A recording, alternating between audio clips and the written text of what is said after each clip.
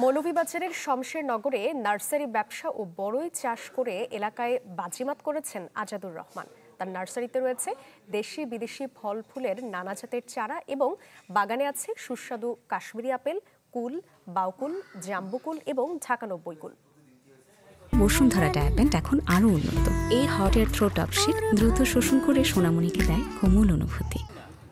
মৌলভীবাজারের কমলগঞ্জ উপজেলার শমশেরনগর বিমানবন্দর সংলগ্ন 11 একর ভূমিতে আজাদের ঈগল নার্সারি ও ফ্লাওয়ার গার্ডেন। নার্সারিতে রয়েছে দেশি বিদেশি ফল ফুলের নানা জাতের চারা এবং বাগানে আছে সুস্বাদু কাশ্মীরি আপেল কুল, বাউকুল, জাম্বুকুল এবং ঢাকা 90 কুল। ৩৫ বছর ধরে নার্সারি ব্যবসার সাথে যুক্ত আজাদুর রহমান। নার্সারি ও বাগান থেকে কয়েক লক্ষ টাকা আয় হয় তার।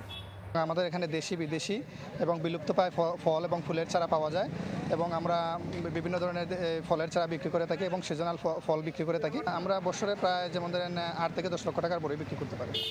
আমাদের এখানে 8 একর জায়গা আছে। 8 একর জায়গার মধ্যে আমরা বড়ই চাষ করেছি আর কি। আর আমাদের নার্সারি সহ আমাদের এখানে 11 একর জায়গা।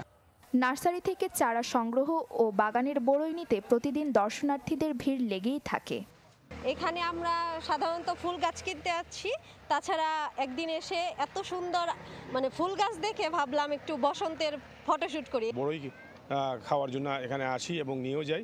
দামও মোটামুটি সস্তা এবং এই জায়গার চাহিদা পূরণ করে বড়ই বিভিন্ন জায়গায় রপ্তানি হচ্ছে।